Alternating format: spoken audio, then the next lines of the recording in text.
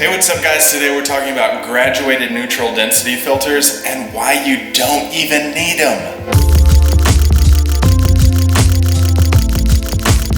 Alright guys, like I just said, we're talking about graduated neutral density filters, or grad ND filters, or graduated ND filters, whatever you want to call them. We're talking about that today and why I think you don't even need to waste money on them and put them in your bag. First of all, let's visit actually what they are. What these are rectangular filters that you can put on the end of your camera lenses to block out light in specific parts of the frame. These are really useful whenever you're shooting something with a lot of dynamic range, like a really bright sky and then a really dark foreground. What they do is, depending on how much you slide them up or down, you slide the beginning of the darker part of the ND filter down to the horizon line of your photograph, and that way it darkens the sky or the brighter upper half of your frame to allow you to shoot these high dynamic range situations in the same shot. It sounds really cool, and you can maneuver these around and allow you to get different angles on things and allow you to shoot a lot of different light scenarios in the field, and it is awesome. It's really cool, but I think you don't even need to waste the money, waste the time putting them on in the field, or waste the space in your bag taking them with you, because you can do the exact same thing in Lightroom. Now, a lot of these filters can cost a lot of money. Think about like Lee filters. These things cost upwards of $100 just so you can have these in your bag and shoot these dynamic range situations, but you already have the software that can do it in Lightroom. You don't need to spend the money on these filters and take up the space in your bag and take up the amount of time in the field putting these on your camera just so you can use them. I think that's the biggest thing that is a big block for a lot of photographers, is getting it right in the field. And I'm also a huge believer in that philosophy of getting the shot right as much as possible when you're out in the field shooting. But I'm an even bigger advocate for the idea and philosophy of getting the right light in your camera, meaning don't spend the amount of time that you would have screwing on a graduated ND filter to get that high dynamic range situation. Photograph it best as possible in the field without that, and then switch it over to Lightroom so you can make the change later and get the same effect. You don't need to waste the time in the field fumbling around with all these different filters and screwing them on when you can do the same thing already. Now, let me go ahead and say, I can already see a lot of photographers commenting below and saying you have to use filters in the field.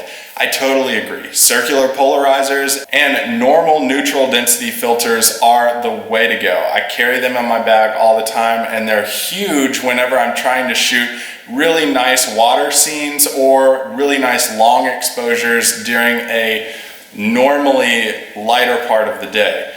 But graduated ND filters are unnecessary now when we have the technology to do it in post-processing already.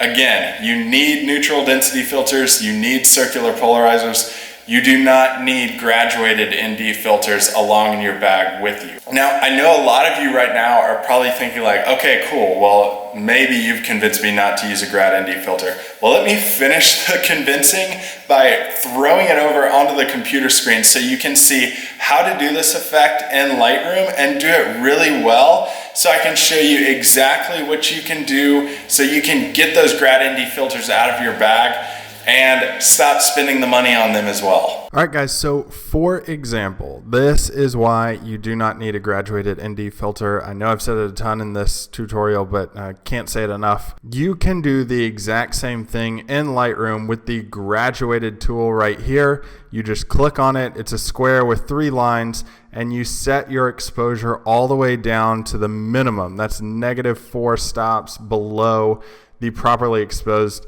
area or whatever you shot your photograph to. Now, this is a good example because you have a pretty good foreground here that's dark enough, and you have a sky that's a little bit too bright.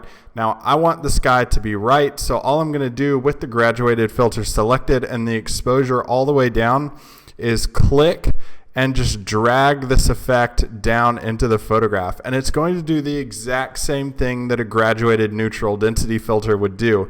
And I know people out there are thinking right now, well, yeah, but you're getting a little bit into the windmill right now. You would do the exact same thing with a graduated ND filter in the field. You would get down into the windmill and cover it up. I can eliminate that effect with this graduated ND filter tool. All I'm going to do is slowly pull this up to get the exposure that I want to create a darker sky. And then I'm going to go to brush, and with a brush, I'm just going to decrease that size, select this part of the windmill, and I'm going to hold down my Alt key, and I'm just going to brush this part of the photograph out real carefully just to get that section reduced.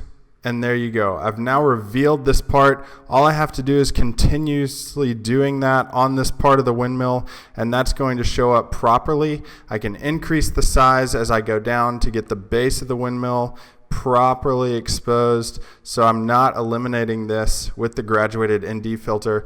So this shows you I did the exact same thing as the graduated ND filter does in the field, and I actually have more control over it because I'm able to paint out the effect on different parts of the photograph with the graduated ND filter brush that allows me to do so.